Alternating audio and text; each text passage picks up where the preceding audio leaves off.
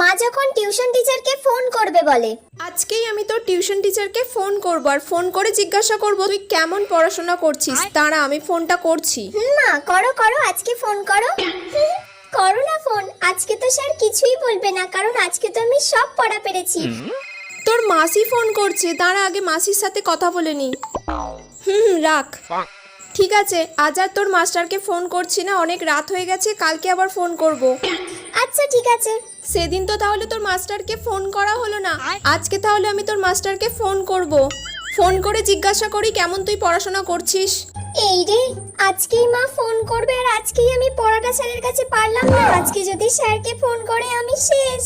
Hello, হ্যাঁ sir, ও তাহলে কেমন পড়াশোনা করছে? আজকে কোনো বইয়ের পড়া পারেনি। ও পড়া পারেনি আজকে? না, আমি কান ধরে বাইরে বের করে দিয়েছিলাম। ঠিক আছে, আপনি রাখুন।